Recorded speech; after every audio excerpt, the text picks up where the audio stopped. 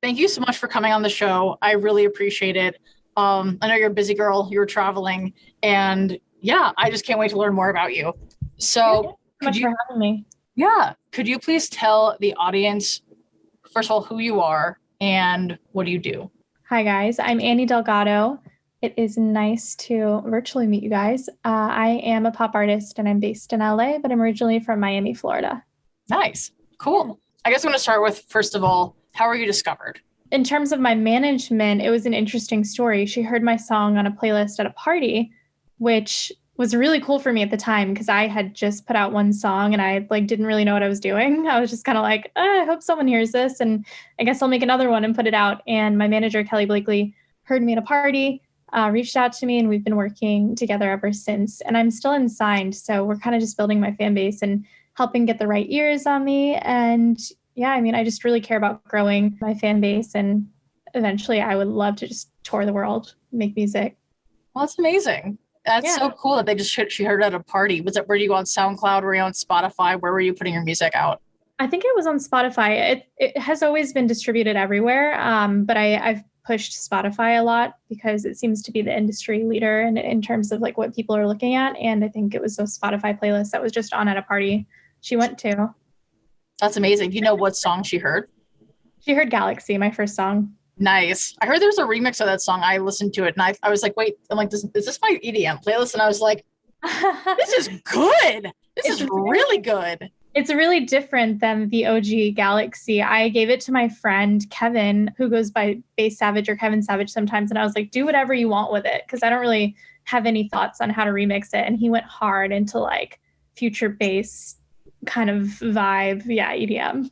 Yeah, it was so cool. I was like, he popped off, and that's amazing. He did. What strategies helped you grow in terms of getting your music out, helping maybe with your YouTube? What I guess first of all, what platform helped you grow the most, would you say?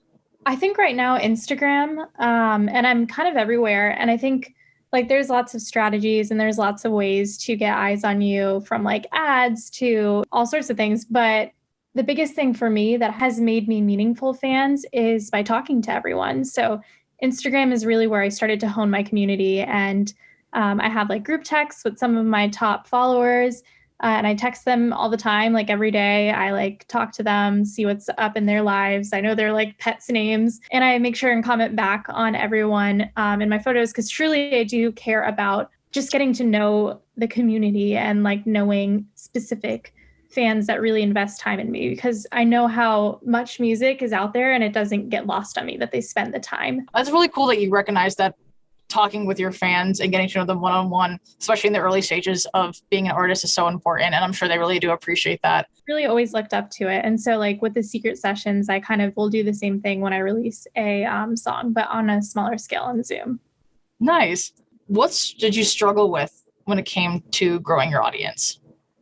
Honestly, it's really hard to self promote. And when you're independent, it kind of feels awkward at the very beginning. You're like, oh, what are my friends and family thinking of me when I'm, posting all these photos of myself and talking about my music and asking them to please listen. But something really encouraging is, if you do believe in yourself and you are and doing the right things and talking to people who give you the time of day, you start to grow. And then anyone who you felt was maybe like silently judging you before, they all of a sudden hop on the bandwagon. So yeah, I think that was the hardest thing is putting myself out there. Yeah, I noticed when I went on your page first, and I did not realize like how many people you have had interviews with and how many cool like behind the scenes things you've had. Yeah. It kind of blew my mind how impressive you are and how well you carry yourself when it comes to in like a professional manner. And what really caught my eye is that I saw that you worked with producers PJ Bianco and Nick Lee, who have worked with the Jonas Brothers and Stray Kids. Yeah. How did you make that connection? It just kind of worked out when I moved to LA. And I kind of think this was my intuition a little because I wasn't really like finding the right community in New York. And I was like tired of the snow anyways. So I decided to move to LA.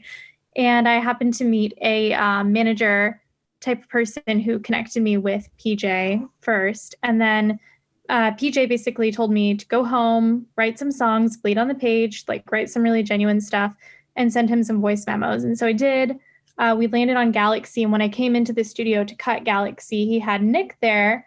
And funny enough, Nick was like pretty much brand new. He had just graduated from Juilliard for trombone and new to LA, new to like producing. He co-produced Galaxy, and now he's doing such amazing stuff. If you look up, I think Spotify just made a playlist actually of all of his things he's produced, but there's just such an impressive list.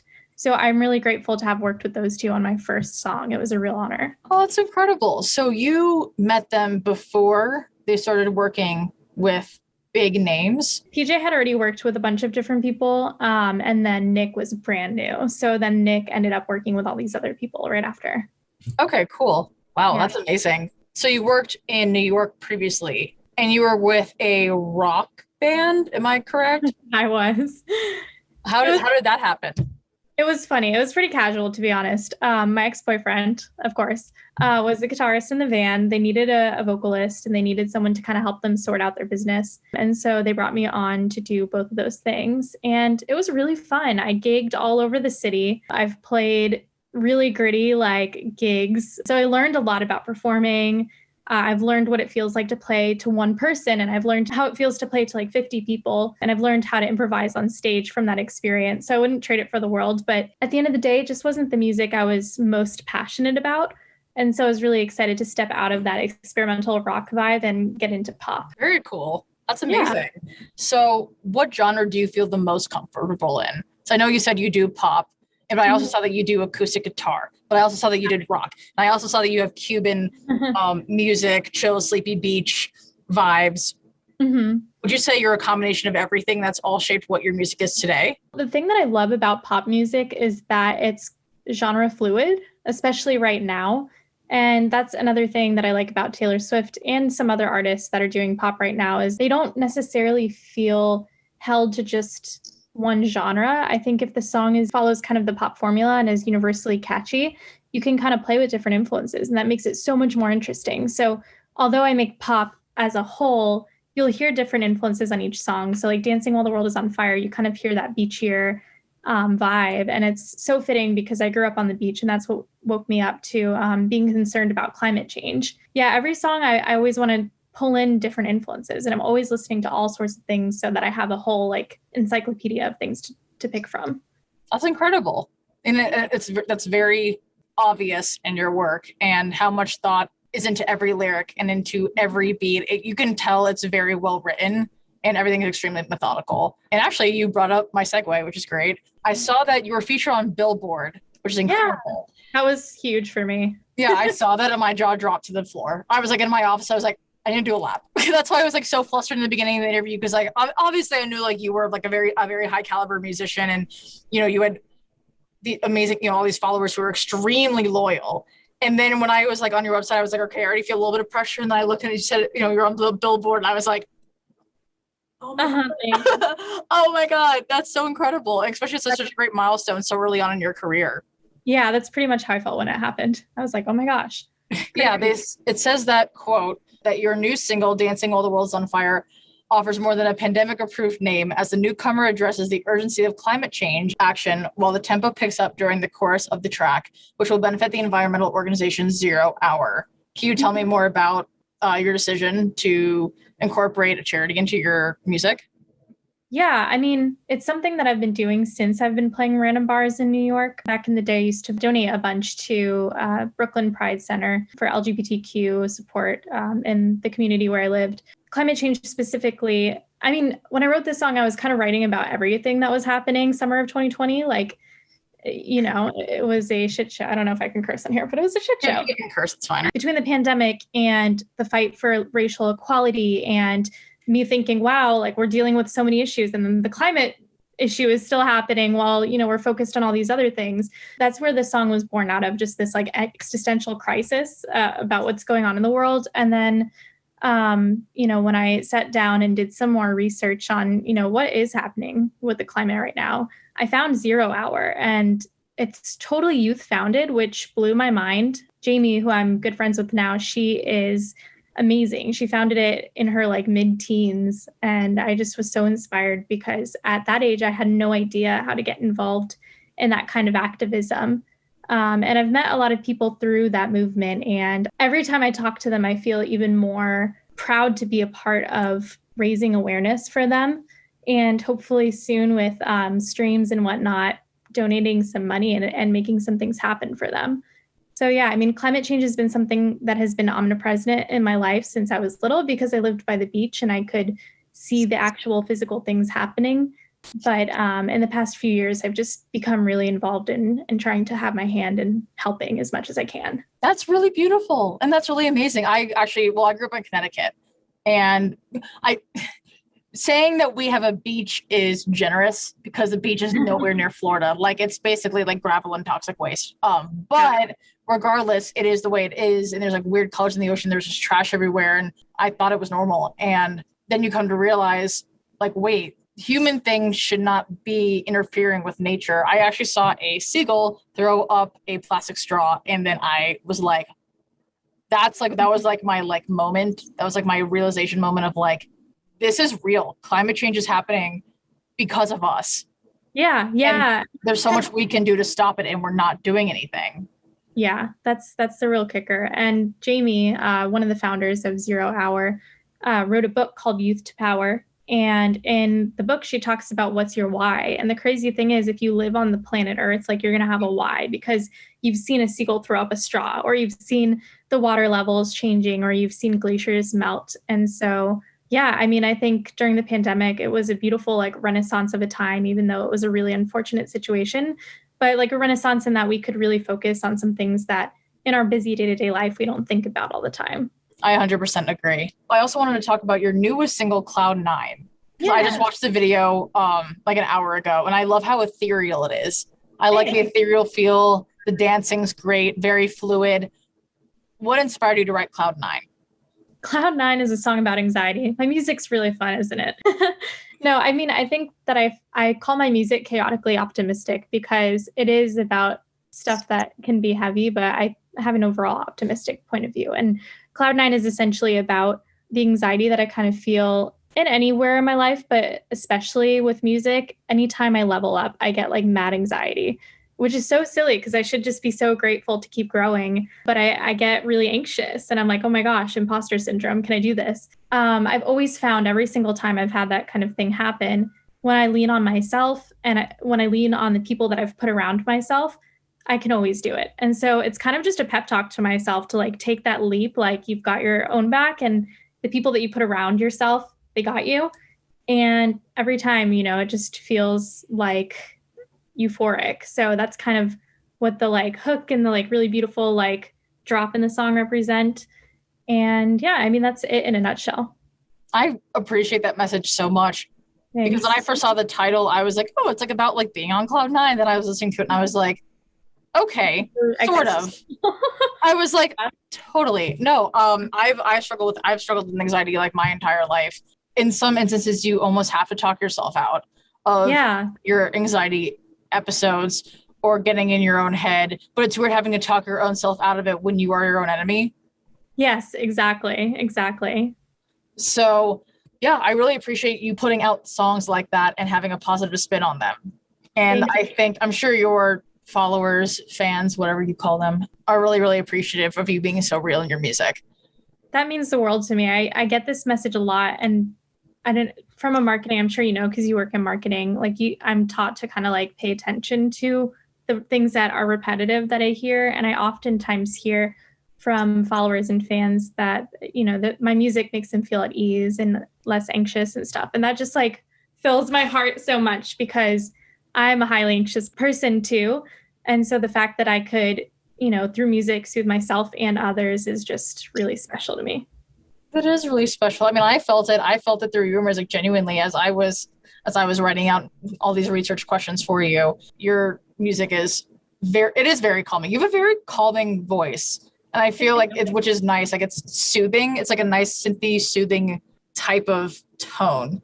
When's your debut EP coming out? Soon. So basically the last 3 songs that I put out were supposed to be part of the EP, and there's another 4th song. But we're kind of thinking about releasing the 4th song just as a single, the way that we've done with the last 3 songs, and then releasing another EP later this year. So good news is that means even more music. So yeah, probably this fall. That's so exciting. Thank I you. also noticed that all of your album covers, they've all kind of evolved. Like they still have like a very like light, happy like tone to it. Mhm. But they're all sort of like I don't know if like nature based is the right word. Mhm. Is that the right way to go about it? I've never like really paid too much mind to it. I guess I've just learned being independent, like the easiest thing to, it's like kind of easy. It's better to do easy things instead of like having these grandiose visions. So I'm really fortunate that the director of my music videos, Brandon Busick, he contributes to a lot of the aesthetic and the vibe of all of my visuals. And also I have other creative people around me, like my aunt, Rosemary Cassidy, who's an amazing art director. And I kind of just lean on them. And I do have a strong vision, like the beach one for Dancing While the World is on Fire. I was like, I just want to like go to the beach at sunset.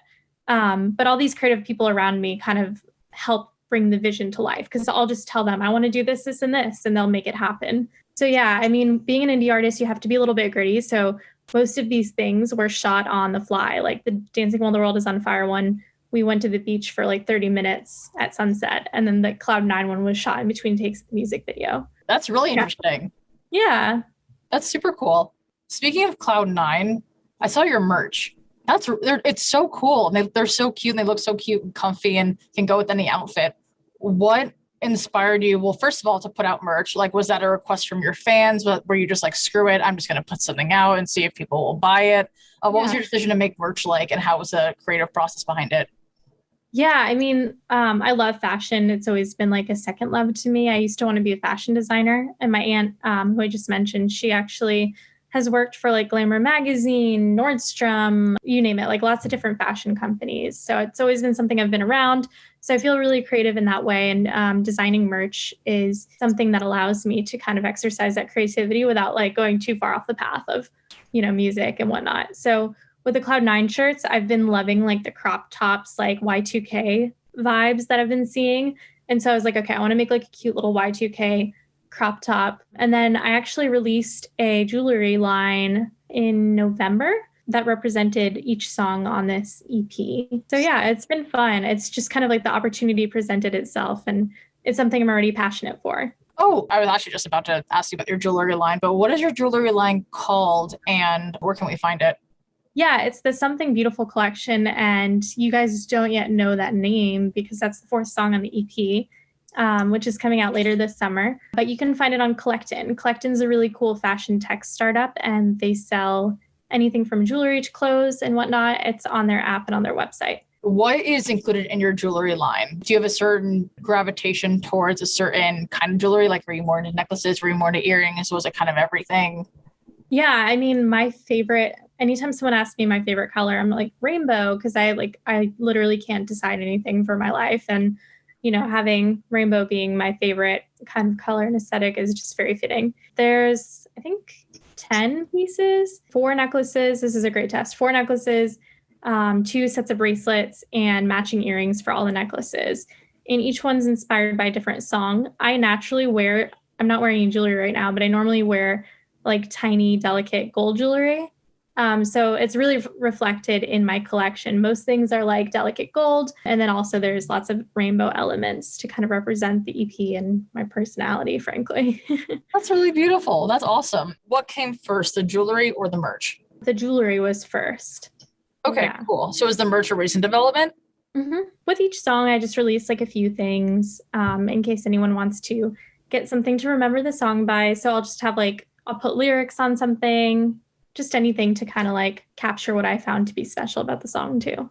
Very cool. That's awesome. And very, very well thought out. I think it's really smart. So when did you notice your followers start to grow? It was very intentional. I was living in New York. I hadn't really put any like music out. It was kind of just like a hobby at that point. And I had a friend reach out to me who's worked in the music industry for a while and knew that I wanted to be a singer. And he said to me, hey, do you have 50,000 followers? I can get you a record deal. Again, I don't know the details of the record deal. Now being in my position years later and knowing what goes into getting a record deal and knowing that you can get an undesirable record deal, don't know if like that was necessarily would have been the move, but that at least sparked like my curiosity and like just like drive to grow my online following. So that's when I started. I worked with this awesome gentleman named Louie Gooey. He's amazing. He's a really wonderful Instagram growth strategist, and we worked together. And my account grew from like 1,500 followers to like 22,000 followers in less than a year. It was pretty crazy. The biggest thing was really just talking with people and anyone who like took the time to follow me and give me the time of day, connecting with them, communicating with them. So did you have a schedule to follow that you had to follow, like post at this time or this type of post at this time or follow this many accounts? What was your overall strategy? I mean, with the posts, he actually was pretty complimentary of what I was already doing. And he just wanted to enhance it by getting the right eyes on me. So I'm not sure exactly what he did, but he helped basically expose me to people who like independent pop music. And he was like, just keep posting about, your day and your life. And he said something really encouraging to me because at the time, like I told you earlier in the interview, I was really shy to be putting a lot of self-promotional stuff out there because I would hear, from friends and family, like, oh, you've moved to New York and like, it's so interesting and whatever, like you hear stuff from people who are hateful, but he was like, you're like a cute girl living in New York City, like making music, like that's so interesting. And there's people out there that want to follow you and that want to see that journey. And I would give that advice to anyone. Like if you are like, oh, not me, like who would want to pay attention to me? The internet is a huge place. There's an audience for absolutely everyone if TikTok hasn't shown that recently. It's so true. So yeah, that's how I kind of got started doing that. Nice. Are you on TikTok at all? I am. Yeah, I try. Have you tried promoting your music on there? And how has that gone for so far? Yeah, a little bit. I've had a few bigger TikTokers make some dances to my song. I recently had mass dance tutorials. Her name's Marley. She's such a sweetheart. She made an amazing dance for Cloud9. And I actually finally learned it. I have danced my whole life, but TikTok dancing is like something totally different. And I'd rather kind of just be like sitting in my room playing guitar all day. But I was like, no, you got to learn this dance. So I did it. And it's been really cool. And I've met some really cool new fans and followers on TikTok through having people do dances to my songs. Dancing While the World is on Fire has a dance, and so does Cloud9. I guess in terms of the pop industry, where would you say the industry is headed in terms of growth? An independent artist who's looking to grow, what is your advice? Yeah, I mean, I'd say so like every 3 months I have an identity crisis and I'm like, I want to get signed to a label. And my manager, who's, well connected and knows the industry very well, is like, yeah, you could get signed to a label. Sure, but it's not going to be the best deal. And I think the most encouraging thing that's happening right now in the music industry is that the power is slowly but surely coming into the hands of the artists. Everything from like Taylor Swift re-recording her songs to own her masters to TikTok helping people blow up. And then, you're offered a more advantageous record deal or you don't even need it. There's, I'm forgetting her name. I think it's Mothika. She's an artist who's blown up on TikTok, and she made a TikTok about these label deals she's been getting and they're not advantageous. And so she decided to just stay independent, and she has like 1 million or something followers there to listen to her music. So I guess where we're going just makes me appreciate the individual a lot more. It can be really easy to just focus on the numbers and the metrics and get stuck in like the numbers game. And I'm guilty of that all the time, being like, oh, just like another 100,000 streams and I can get a better record deal or whatever. But I think the focus should always be on the individual fans and like the quality of your fans and connecting with them. There's a lot you can do as an artist with not a lot of money. You can be posting TikToks all the time. You can be on Instagram. You can be, hitting people up and talking to them about your music and having, chats with them. So yeah, I think at least there's a lot more you can do independently. Awesome. Well, thank you so much for taking the time to talk to me, to get to know me, and to get to know this company a little bit. But I appreciate you being so patient and kind and always having a smile on your face throughout the entire interview. Where can we find you? Where can we listen to you? And what are all your handles on all your social media platforms? Yeah, you can find me all over social media on Instagram, TikTok, and Twitter. I'm at Anie_Delgado. On Facebook and YouTube, I'm at Anie Delgado Official. And then on all streaming services and places where you can buy or listen to music, it's just Anie Delgado. Perfect. Well, Thank you so much for coming on again. And I'm so excited to see what happens with you in the future. Thanks for having me. Of course. Bye. Bye.